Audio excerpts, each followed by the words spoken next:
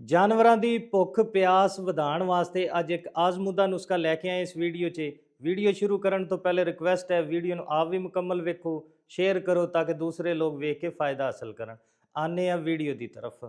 ਅਕਸਰ ਫਾਰਮਰਾਂ ਦਾ ਇਹ ਮਸਲਾ ਹੈਗਾ ਕਿ ਜਾਨਵਰ ਚਾਰਾ ਘੱਟ ਕਰ ਦਿੰਦਾ ਵਾ, ਜੁਗਾਲੀ ਵੀ ਚੰਗੀ ਤਰ੍ਹਾਂ ਨਹੀਂ ਕਰਦਾ ਤੇ ਪਾਣੀ ਵੀ ਘੱਟ ਪੀਂਦਾ ਹੈ, ਜਿਹਦੀ ਵਜ੍ਹਾ ਤੋਂ ਉਹ ਆਪਣੀ ਪੈਦਾਵਾਰ ਘਟਾ ਦਿੰਦਾ। ਕਿਉਂਕਿ ਜਿਹੜਾ ਜਾਨਵਰ ਅੱਛੀ ਤਰ੍ਹਾਂ ਚਾਰਾ ਨਹੀਂ ਖਾਏਗਾ, ਖੁਰਾਕ ਨਹੀਂ ਖਾਏਗਾ, ਉਹ ਕੀ ਦੁੱਧ ਵਧਾਏਗਾ ਜਾਂ ਦੁੱਧ ਦੇਗਾ ਜਾਂ ਕੀ ਗੋਸ਼ਤ ਵਧਾਏਗਾ।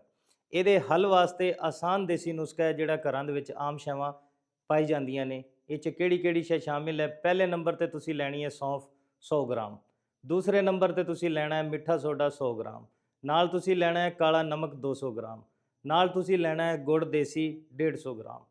ਸੌਂਫ ਨੂੰ ਵੀ ਪੀਸ ਕੇ ਪਾਊਡਰ ਬਣਾ ਲੈਣਾ ਵਾ, ਨਮਕ ਨੂੰ ਵੀ। ਇਹਨਾਂ ਤਮਾਮ ਸ਼ੈਵਾਂ ਨੂੰ ਅੱਛੀ ਤਰ੍ਹਾਂ ਮਿਕਸ ਕਰ ਲੈਣਾ, ਗੁੜ ਨੂੰ ਵੀ ਕੁੱਟ ਕੇ ਬਰੀਕ ਕਰਕੇ ਮਿਕਸ ਕਰ ਲੈਣਾ। ਮਿਕਸ ਕਰਕੇ ਕਿਸੇ ਬਰਤਨ 'ਚ ਰੱਖ ਲੈਣਾ। ਤੁਸੀਂ ਡੇਲੀ 100 ਗ੍ਰਾਮ ਇੱਕ ਜਾਨਵਰ ਨੂੰ ਦੇਣਾ ਹੈ, 2 ਦਿਨ ਮੁਸਲਸਲ ਦੇਣਾ। ਉਸ ਤੋਂ ਬਾਅਦ ਤੁਸੀਂ 2 ਦਿਨ ਵੇਟ ਕਰਨਾ ਵਾ ਤੇ ਤੀਸਰੇ ਦਿਨ ਉਹਨੂੰ ਫਿਰ ਦੇਣਾ ਤੁਸੀਂ। ਇਨਸ਼ਾਅੱਲਾ ਤੁਸੀਂ ਵੇਖੋਗੇ ਕਿ ਤੁਹਾਡਾ ਜਾਨਵਰ ਚਾਰਾ ਵੀ ਚੰਗੀ ਤਰ੍ਹਾਂ ਖਾਏਗਾ, ਪਾਣੀ ਵੀ ਪੀਏਗਾ, ਜੁਗਾਲੀ ਵੀ ਚੰਗੀ ਕਰੇਗਾ ਤੇ ਇਨਸ਼ਾਅੱਲਾ ਆਪਣੀ ਪੈਦਾਵਾਰ ਦੇ ਵਿੱਚ ਵੀ ਬੜੋਤਰੀ ਲੈ ਕੇ ਆਏਗਾ, ਦੁੱਧ ਵੀ ਵਧਾਏਗਾ ਤੇ ਇਹਦੇ ਨਾਲ ਫਾਰਮਰ ਨੂੰ ਫਾਇਦਾ ਮਿਲੇਗਾ ਇਨਸ਼ਾਅੱਲਾ। ਉਮੀਦ ਕਰਦਾ ਤੁਹਾਨੂੰ ਵੀਡੀਓ ਚੰਗੀ ਲੱਗੀ ਹੋਣੀ। ਸ਼ੇਅਰ ਕਰੋ ਤਾਂ ਕਿ ਦੂਸਰੇ ਲੋਕ ਵੇਖਣ, ਫਾਇਦਾ ਹਾਸਲ ਕਰਨ। ਸ਼ੁਕਰੀਆ।